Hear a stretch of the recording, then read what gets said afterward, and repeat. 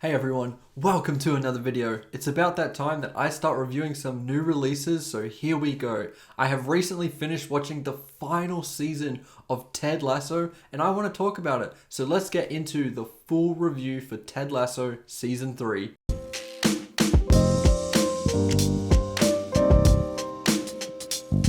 It is going to be incredibly difficult for me to talk about this season without spoiling it, so consider this your warning that I'll be talking full spoilers for probably the entirety of Ted Lasso. If you're here to know if Ted Lasso is worth watching, of course it is. But I definitely have a couple of criticisms that I want to go into, which I can't fully talk about without spoiling it. So here we go. Firstly, with the positive, I love this show so much. Each season was great, including this one. I really think this might be the best comedy show I have seen since perhaps The Office. The characters are great. There is just the right amount of wackiness to coincide with the drama, and it is very effective in making you laugh one minute and cry the next. Ted Lasso, played by Jason Sudeikis, is one of my favorite TV characters. His unrelenting positivity, which at times is challenged, just came at a perfect time. As for me, I watched this first season during the pandemic, and I think it was just so refreshing to watch something so positive during that time, because a lot of entertainment, films, TV, were very negative at the time. I thought season 2 was a great follow-up, but I think some cracks were just starting to show, as it had a lot more inconsistency, as it really wanted to ramp up that drama. Season 3 continues on that road, but I think the balance was a little better handled. The first half of the season, you kind of just enjoy the time you spend with these characters, which may also lead to my first gripe of this season. The episodes in this were longer. Most of them were an hour long, with the season finale being practically movie length at an hour and 15 minutes roughly. I was never bored. I enjoyed every episode in the season, but there wasn't a lot of episodes that provided any forward momentum in the story.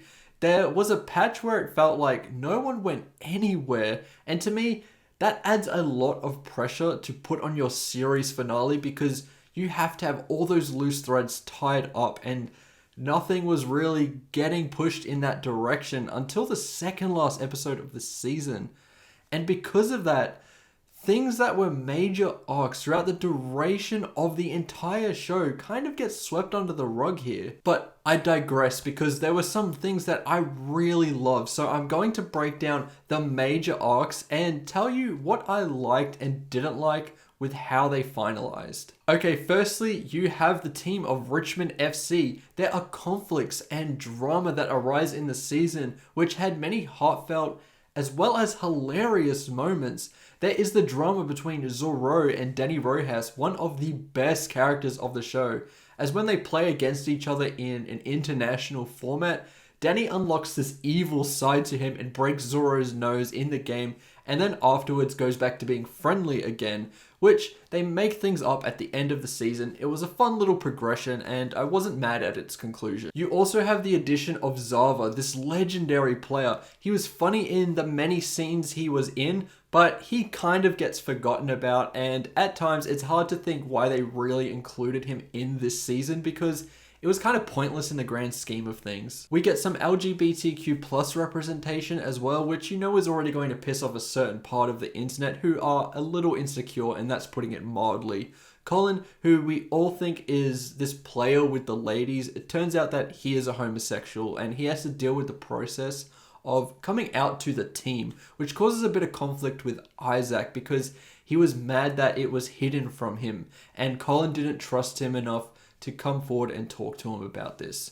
Once again, a nice little arc that definitely tests and changes the dynamics with these characters in a very satisfying way, I thought. Sam Obisanya, I thought out of most of the characters in the team, apart from one particular character, which I'll get into later, Sam Obisanya probably had the best arc out of the team as he grows his restaurant. There's one episode that deals with a current issue now with fans spurting a lot of racist nonsense towards athletes. It's a very real issue, and I think the show does a great job of exploring an athlete's perspective on these issues, which is not something that we really get to see properly. That episode in particular was excellent as it brought the team together in a very emotional way. The scene where he goes to the restaurant after it was destroyed by these racist people and sees the team fixing it up definitely got me shedding a tear or two, I'm not gonna lie. Okay, let's talk about the major arcs now, starting with Jamie and Roy.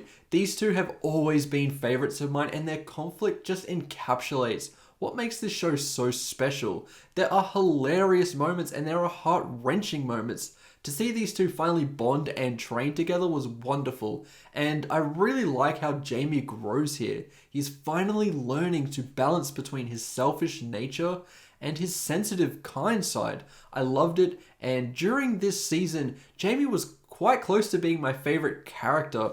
Roy obviously is just doing Roy stuff. All the swearing, madness, and quirks he has are all still here, and honestly, never change Roy. He kind of comes into some kind of self-awareness of his insecurities that make for a couple of really good scenes and a progression of the character. Now, there was one thing with this arc that really bugged me during the finale. They introduced this love triangle between Roy, Jamie, and Keely, which has kind of been present throughout the show.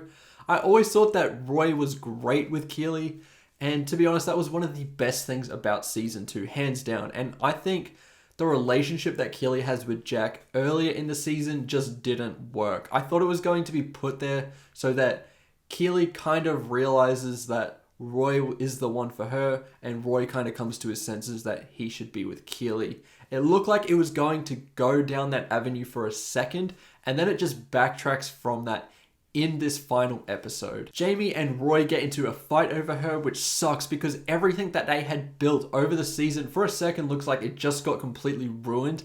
They ask Keely to choose between the two, and you know how this is going to go. She picks none of them. I guess they're going for kind of a strong independent woman thing for Keely, which I respect, but it just feels like they were going to go in a certain direction with this arc, with a rekindling with Roy, and what it pivoted to was just so unsatisfying. You can only assume that Roy and Jamie are okay with each other now because they agree to train after all this is done, but it just felt like all of the great things they had in the palm of their hands kind of just got brushed to the side for a really stupid joke. I think the characters deserved a little more than that. Also, was it just me, or did Jamie have a really weird relationship with his mother? I don't know. Let me know if you felt that way in the comments below. Anyways, it is what it is, but that to me was the single most disappointing aspect to how this show wrapped up. Now, we have Rebecca, who has quite a solid arc. It wasn't the most outstanding thing, but she continued to be brilliantly played by Hannah Waddingham. Her character is in the search for love, and it went in a slightly different direction than what I was expecting.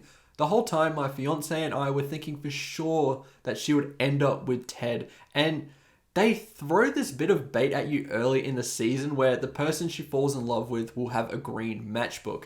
There is a moment where you see that Sam Obisanya has one, and if you look real closely at one scene, the strategy book that Ted has was a dark green color, which you could interpret as a matchbook. But no, they go in a completely different direction here, and she meets a Danish man in Amsterdam who she bumps into at the end of the season, and you know that she's going to end up with him. I think to me, her being with either Sam or Ted would have been a little more satisfying for me personally, but the option they picked I was fine with. She has a really brilliant episode as well, where she's meeting all the other owners, and she just has this incredible monologue, which to me was definitely Emmy worthy. I think her performance gets better each and every season, and she honestly killed it here. One of the best performances and one of the best characters in the show, and I liked how she moved on from Rupert and what happens to him as well, with him being slandered out of the club that he once owned. Nate, to me, like everyone, went from being one of the most beloved characters to one of the most hated in a flash. Season 2 was absolutely heartbreaking, and I have to say I was a little bit disappointed that they didn't keep the tension between Nate and Ted going for a little bit longer. Sure, we get a couple of episodes with Nate antagonizing Ted, but they quickly work on his redemption arc. I honestly loved it with him coming back as the assistant to the Kitman role. he gets at Richmond FC at the end of the season. From assistant to the regional manager to assistant regional manager. You were kind of waiting for this reunion with Ted, but the scene that was more emotional to me was the one with Coach Beard. Beard is a little meaner than Ted, and he wasn't as easy to forgive. So the scene where Beard mentions to Nate how he and Ted began working together was very emotional, as you get a lot more context for these characters. There is a scene with Ted as well with Nate during the season finale, and I really loved it. It was emotional and once again personified what makes this show great. In terms of my opinion on Nate, I know some people really hate on him, maybe a little bit too much, but I was happy to forgive the character. He goes through a lot, and him coming to terms with what he did wrong was really well handled. I think Nate's arc was one of the better ones in the show, and I'm honestly really happy with where he ends up. Okay, time to talk about Ted. One of the best characters in TV in my eyes, has a phenomenal arc during the season. He has some truly emotional scenes. I mean, the episode when he is with his mum was heartbreaking and just capped off maybe the best episode in the entire show, being the second last one of the season. He obviously really misses his family, and you kind of know the direction that he's going to go in, with him going back to the US, which he does, and he begins to coach soccer at a grassroots level. The journey he goes on with dealing with the pain for not being there for his family had some real sad moments. I think the dynamics he has with the team were great. I mean, with all of them putting back together the We Believe sign was just beautiful. And he continues to also have some really great scenes with Coach Beard and the staff of Richmond FC. And honestly, I wouldn't be mad at another Emmy win for Jason Sudeikis. This is probably his greatest performance, and I like that we also get a callback to the dance he does in the very first episode of the show at the end when they win the massive game. The values that he instills and the way he helps each and every character grow was just brilliant. The team is now in a place where they can kind of move on without Ted, and they have built a system which Roy, the new head coach, can really build upon, and the team can grow and maybe finally win that premiership. As a satisfying end of the arc for Ted, I am really quite happy with where he ends up and the mark he's left on the team. Overall, I'm pretty satisfied with the ending of Ted Lasso. It'll be sad that there's no more episodes coming out, because it just lent itself to being something so easy to watch. It would definitely end up being a continual comfort TV show for me when making dinner or something, kind of like what I do for The Office right now. I think the end had a couple of underwhelming moments for sure. I think it could have been better, but that doesn't detract from how great this show is and how great so many arcs were. I'm going to give Ted Lasso Season 3 a 4 out of 5. I think it is more or less on the same level as Season 2, maybe a tad better, and Season 1 remains the best. I highly recommend this show if you haven't seen it yet, because as I mentioned earlier, it will have you laughing and it will have you crying. Anyway, thank you so much for watching this video. I really hope you enjoyed it. Please let me know in the comments below what you think of Ted Lasso. I have a couple of awesome videos planned in the coming weeks, so make sure to like and subscribe, and I'll see you in the next one. Goodbye.